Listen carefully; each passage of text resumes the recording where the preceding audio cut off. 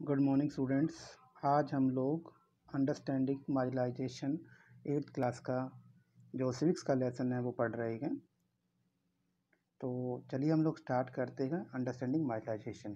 तो सबसे पहले इसका मतलब समझ लेते हैं कि अंडरस्टैंडिंग मार्जिनलाइजेशन का मतलब क्या होता है। हिंदी में इसको हाशियाकरण की समझ कहते हैं। ठीक है, चलिए।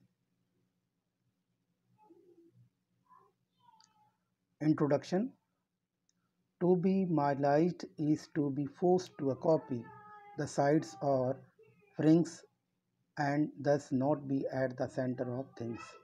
आज जिन कॉपियों पर हम लिखते हैं उनकी बाईं ओर खाली जगह होती है जहां आमतौर पर लिखा नहीं जाता है, उसे ही हम लोग मार्जिन कहते हैं या हाशिया कहते हैं। This is something that some of you have probably experienced in the classroom or playground। ऐसी चीज़ें जो हम लोग मार्जिन पे हैं, हम लोग अपने कक्षा या खेल के मैदान में भी कभी ना कभी महसूस किया होगा। That is if your taste in music और film is different, if your accent mark you out from others, if you are less chatty than other in your class. Class के अंदर अगर आप अपनी कक्षा के ज़्यादातर बच्चों जैसे नहीं हैं, यानी कि अगर आपका म्यूजिक अलग है, फिल्मों में देखने की रुचि अलग है, तो अगर आप बोलने का ढंग औरों से अलग है, तो ऑटोमेटिक ही लोग आपसे अलग होना शुरू कर देते हैं। If you are less chatty other in your class, if you are don't play the same sport that may और your classmate like your class differently, the chance are that you will not be considered to be in by your peers. So often you end up feeling that you are not with it, as if what you say, feel and think and how you act are not quite right or acceptable to others। आपका पहनावा अलग तरह का है तो इस बात की गुंजाइश बढ़ जाएगी कि आपके साथी आपको अपने बीच का नहीं मानेंगे। इस तरह अक्सर ये महसूस करते हैं कि आप लोग औरों से अलग हैं और आपसे लोग दूरी बनाने लगते हैं। तो सिंपली रूप में अगर हम कहें तो मार्जिनलाइजेशन का मतलब है कि एक विशेष समुदाय, सोसाइटी या किसी व्यक्ति को जब ध्यान नहीं दिया जाता है तो उसको हम लोग मार्जिनलाइजेशन या हाशिया कहते हैं। तो सबसे पहले हम लोग एक कहानी के माध्यम से इसको समझेंगे जो आपकी बुक में दी गई है। दिल्ली के एक कंपार्टमेंट में एक ग्रैंडफादर अपने बच्चों के साथ, ग्रैंडसन और उसका डॉटर है, एक 26 जनवरी की जो परेड है उसमें झांकियां देख रहे हैं आदिवासियों की, जिसमें हेमा और हेलन दादाजी के साथ बैठकर टेलीविज़न देख रहे हैं और वो कहते हैं देखो एक नाव आई है। तो बच्चे कहते हैं देखो आदिवासी हमेशा डांस करते ही दिखाई देते हैं। उसके बाद जो उनके दादाजी हैं वो बताते हैं कि ये जो ट्राइबल्स हैं ये भी, इनका भी अपना एक समाज होता है, दुनिया होती है जिसका उन्हें पता नहीं है। तो वो अपने बारे में बताता है कि जब वो उड़ीसा के जंगल में रहते थे तो उनका गांव बहुत सुंदर था और वहाँ पर ज़रूरत की सारी चीज़ें, उनकी ज़मीनें, उनके जंगल, उनकी धरतियाँ, नदियाँ, सारे कुछ उनकी थी जिनका वो सम्मान करते थे। तभी अचानक हमें बताया गया कि ये जंगल हमारे नहीं हैं। फॉरेस्ट डिपार्टमेंट ने उनको साफ़ करने का, काटने का ऑर्डर दे दिया है।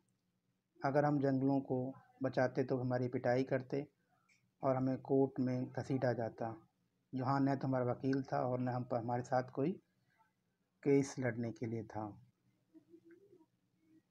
तो वो कहती है कि फिर आप लोगों ने अपनी जान कैसे बचाई।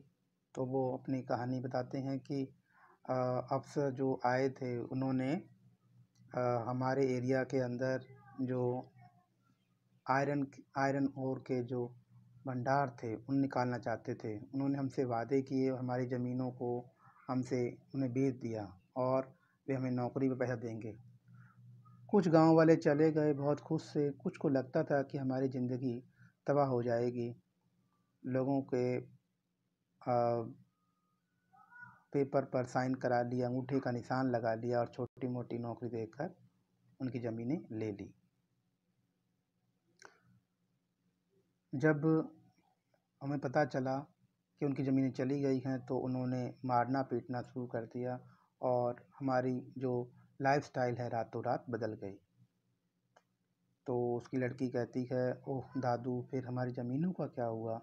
वो कहते हैं कि लगभग 30 एकड़ ज़मीन के बदले ठेकेदार हमें बस थोड़ा सा पैसा मिला।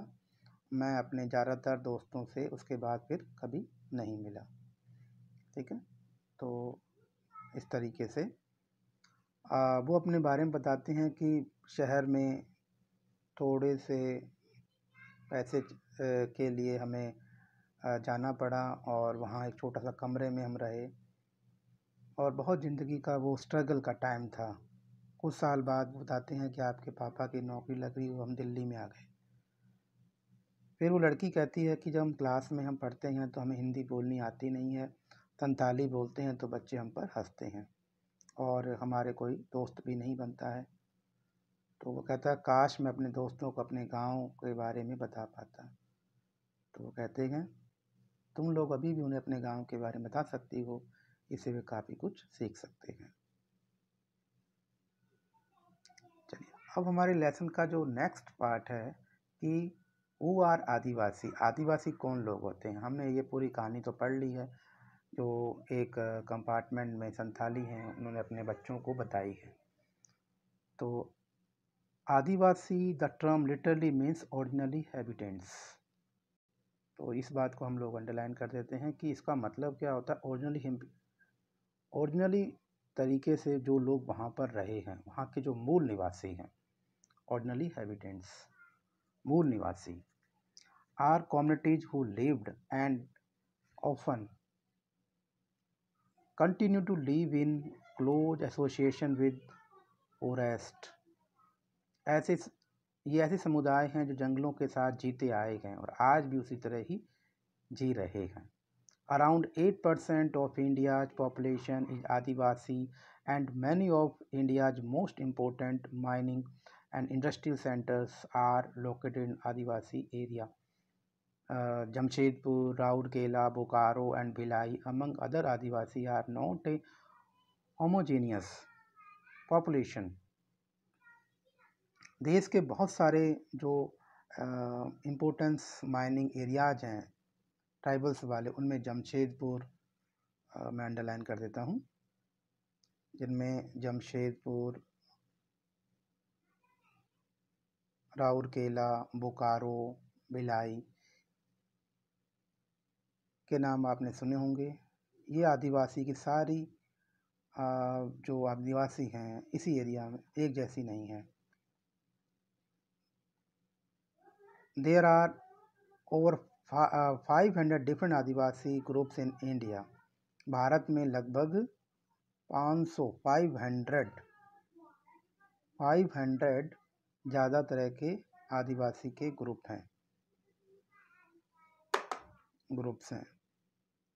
आदिवासी are particularly numerous in state like Chhattisgarh, Jharkhand, Madhya Pradesh, Orissa, Gujarat, Maharashtra, Rajasthan, Andhra Pradesh, West Bengal, Assam, Manipur, Meghalaya, Mizoram, Nagaland and Tripura. Adivasi जो ग्रुप हैं छत्तीसगढ़ में, झारखंड में, मध्य प्रदेश, उड़ीसा, गुजरात, महाराष्ट्र, राजस्थान, आंध्र प्रदेश, पश्चिम बंगाल तथा अरुणाचल प्रदेश, असम, मणिपुर, मेघालय, मिजोरम, नागालैंड, त्रिपुरा जैसे स्टेट में ट्राइबल्स की संख्या ज़्यादा है।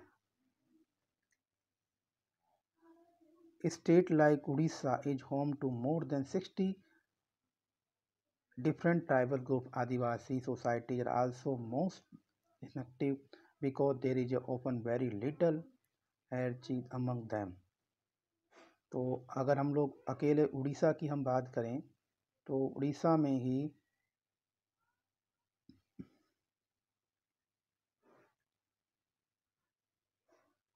उड़ीसा में ही लगभग 60% ज़्यादा ट्राइबल्स लोग रहते हैं, जो सोसाइटी से औरों से बिल्कुल अलग दिखाई देते हैं, because there is open very little energy, क्योंकि उनके भीतर ऊंच नीच का कोई फर्क नहीं होता है। This may come radically different from communities organized around principles of जाति वर्ण caste those that were ruled by king। इसी वजह से ये समुदाय जो हैं जाति वर्ण पधारी समुदायों या राजाओं के शासन में रहने वाले समुदायों से बिल्कुल अलग होते हैं। ये आप लोग पिक्चर देख सकते हैं कुछ ट्राइबल्स लोगों की डांस की और इनके पहनावे की कुछ बताने की कोशिश की गई है, जिनसे आप लोग समझ सकते हैं। Adivasis practice a range of tribal religions that are different from Islam, Hindu and Christianity। इनके जो धर्म हैं खासकर इस्लाम, हिंदू, क्रिश्चियन आदि धर्मों से बिल्कुल ही अलग होते हैं, बिल्कुल ही अलग होते हैं। These often involve the worship of ancestor, village and nature spirit, the last associated with the presenting in various sites in the landscape, mountain spirit, river spirit, animal spirit, etc। प्रकृति से जुड़ी आत्माओं में जैसे माउंटेन है, river है, animals हैं आदि की आत्माएं हैं। ये विभिन्न स्थानों से जुड़ी होती हैं और इनका वही निवास माना जाता है। यानी कि ये मानना है कि इनकी जो स्पिरिचुअल है, जो आध्यात्मिक चीज़ें हैं, इन चीज़ों को विश्वास न करके वो ये जितनी भी चीज़ें हैं माउंटेन्स, रिवर, इनको मानते हैं। The village spirit are often worship a specific sacred group within the village boundary while the ancestral ones are usually worshipped at home। गांव के जो लोग हैं आत्माओं की अक्सर गांव की सीमाओं के भीतर निर्धारित चीज़ों की पूजा पाठ करते हैं, अपने पूर्वजों की मानते हैं ये लोग। इसके अलावा by different surrounding religious like Shakta, Buddhist, Vaishnav, bhakti, Christianity, स्टिमुलसली Adivasi religions themselves have influenced dominant religion of the empires around them। लेकिन यह भी सच है कि आदिवासी जो हैं अलग अलग जो रिलीजन हैं उन साम्राज्यों में प्रचलित अपने धर्मों में भी असर पड़ता है जिनमें वो विश्वास करते हैं। फॉर एग्जाम्पल जैसे हम लोग बात करेंगे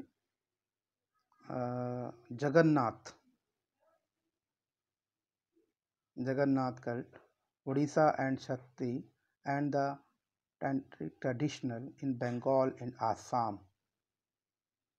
During the 19th century, substantial numbers of Adivasi convert to Christianity, which has emerged as a very important religion in modern Adivasi history। Orissa का जगन्नाथ और बंगाल में असम की जो शक्ति तांत्रिक परंपराएं इसी का एग्जाम्पल हैं। 19वीं सेंचुरी में बहुत सारे आदिवासियों ने क्रिश्चियन रिलीजन को अपनाया जो मॉडर्न आदिवासी इतिहास एक महत्वपूर्ण धर्म बन गया।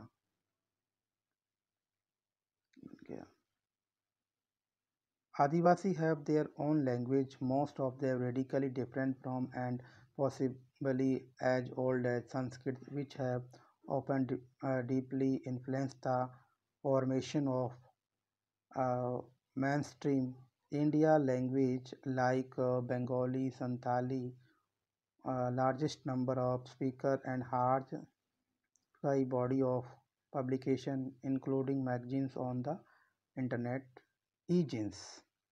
आदिवासी की जो लैंग्वेज हैं अपनी भाषाएं रही हैं जिनमें से ज़्यादा संस्कृत से बिल्कुल अलग उनसे ही पुरानी भाषाएं हैं। इन भाषाओं में बांग्ला जैसी मुख्य धारा की भारतीय भाषाओं पर गहरे तौर पर प्रभावित किया गया है। तो इनमें सबसे हम बात ज़्यादा करें तो संथाली है द लार्जेस्ट नंबर संथाली बोलने वाली संख्या सबसे ज़्यादा है। अपनी पत्रिकाएं मैगजीन्स निकालते हैं, इंटरनेट पर मौजूद हैं।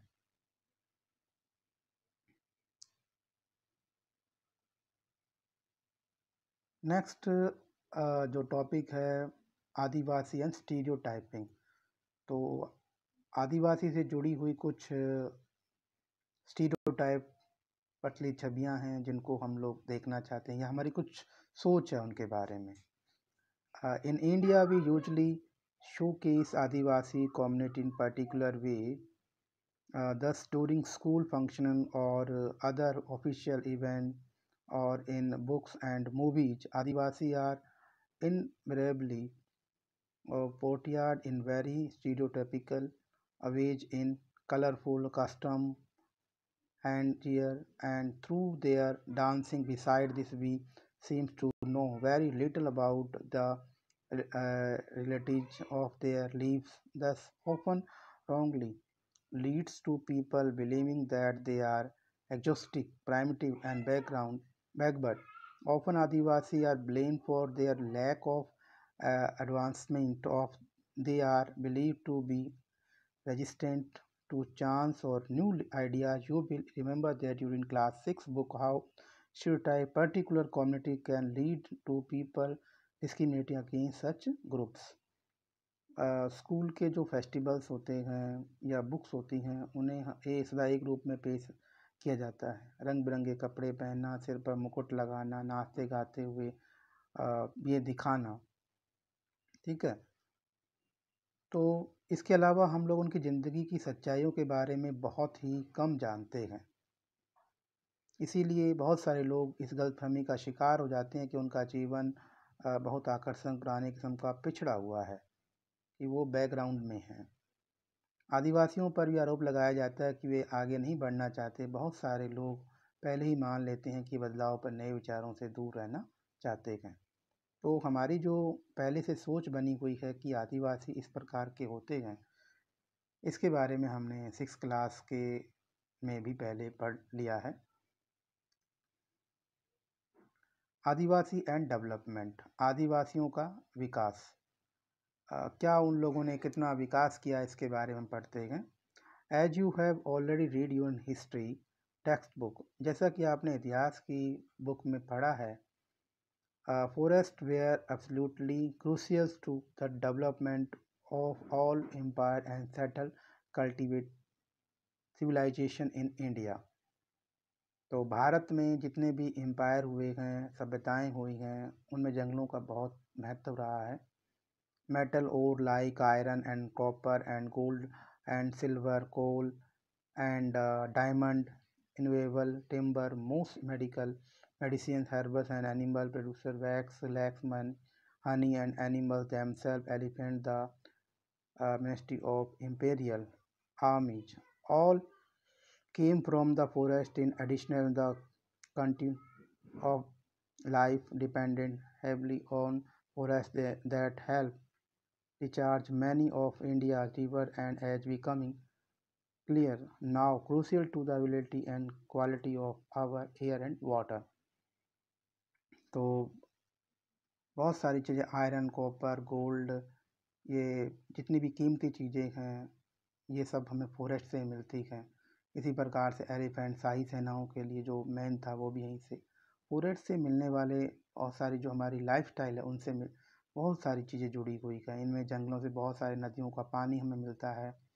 ये पानी, जो हवा बहुत शुद्ध होती है, वो भी हमें इसी चीज़ से प्रभावित करती है। नेक्स्ट जो है, Adivasi cover the major part of our country till 19th century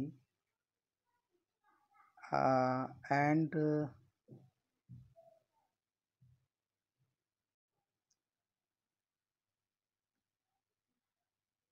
कम से कम 19th सेंचुरी के मध्य तक इन विशाल जो एरियाज हैं, आदिवासियों का जबरदस्त ज्ञान था। इन इलाकों में उनकी गहरी पीढ़ थी, इन जंगलों पर पूरा इनका कंट्रोल था। इसीलिए जो आदिवासी जो सोसाइटी थी इन रियासतों रजवाड़ों के अधीन नहीं थी, बल्कि पूरे राज्य जो थे इन आदिवासियों के ही कंट्रोल में थे।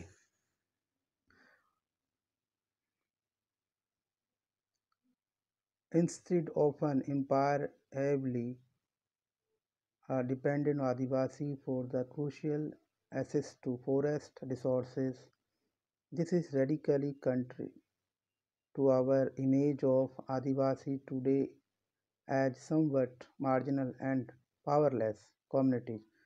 In the pre-colonial world, they were interrange, hunter-gatherer, and nomad, and lived by shifting agriculture and also cultivating is one place. Although these remain for the past 200 years, Adivasi have been increasingly forced through economic change, forest policies, and political force applied by the state and private industry to migrate to live as worker in plantation, at construction site, in industries, and as domestic workers. For the first time in history, they do not control or have much district access to the forest territories. यह तस्वीर जो आदिवासियों की प्रचलित जो images हैं बिल्कुल अलग हैं।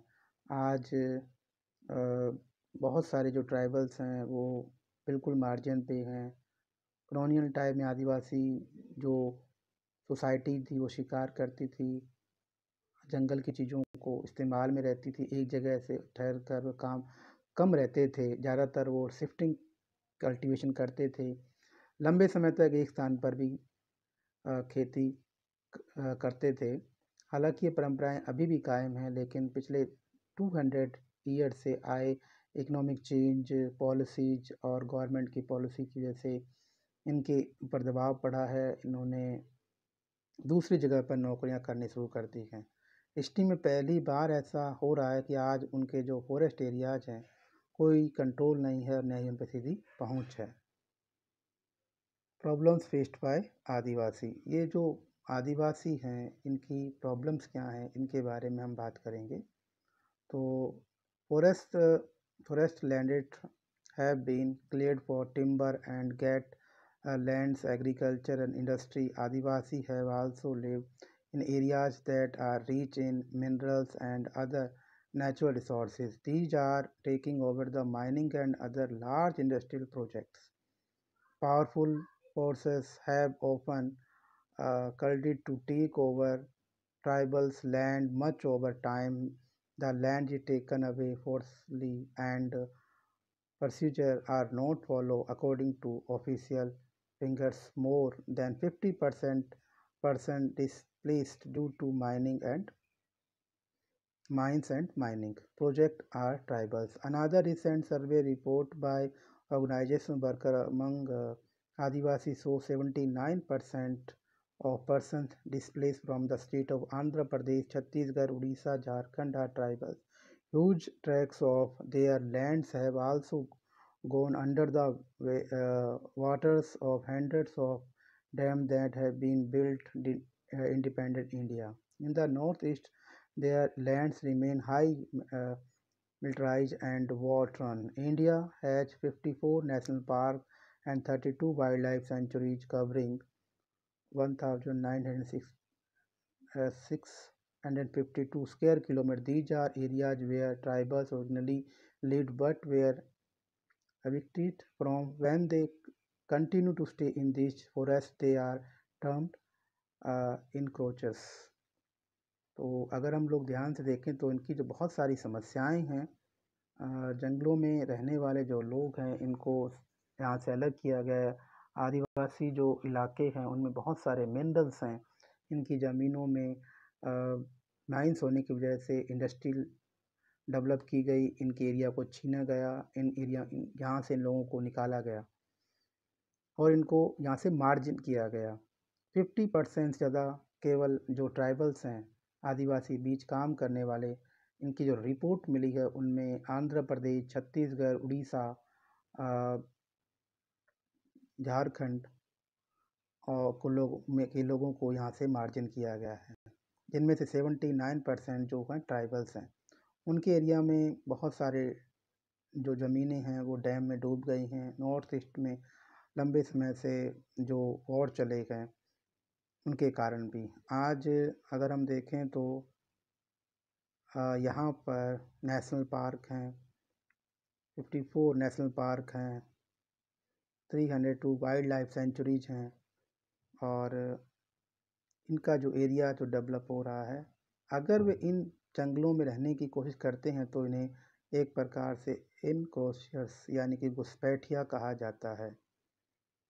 Losing their lands and access to the forest means and tribes lose their main sources of livelihood and food, having gradually lost access to their traditional homeland. Many Adivasi have migrated to cities in search of work. There they are employed for very low wages in local industry or their buildings or construction site. They thus get caught in a cycle of property and deprivation. 45% of tribal groups in rural areas and 35% in urban areas live below the poverty line.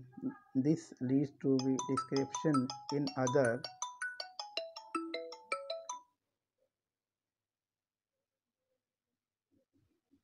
areas. Many tribal children are minorized. Literary rate among tribals are also very low. When Adivasi are displaced from their lands, they lose much more than a source of income. आज जब हम लोग इनके बारे में पढ़ते हैं तो ये पता लगता है कि इन आदिवासियों की जो काफ़ी चीज़ों से इनको वंचित रखा गया है। इनका जो ट्रेडिशनल जगह है वो छीन ली गई हैं। बहुत सारे लोग जो हैं जंगलों को छोड़कर शहरों में काम करने लग गए छोटी मोटी नौकरी में, और गांव में रहने वाले जो लोग हैं 45%, ग्रामीण इलाकों में 45% और शहरी इलाकों में 35% जो आदिवासी हैं गरीबी रेखा से नीचे अपना गुजार रहे हैं। इसी वजह से कई तरह से बीमारियों के शिकार हो गए। इनमें से बहुत सारे बच्चे कुपोषण मैनुराइज्ड शिकार होते हैं। आदिवासियों में शिक्षा की भी बहुत कमी है, बहुत कम पढ़े लिखे हैं। इनकम का सोर्स भी इनका बहुत कम है। इनकी ज़मीनों को छीन लिया गया है। They lost their traditional and custom a way of living and being. They look at farming land. They left some house. They took the cremations, crown, temple, well, pond.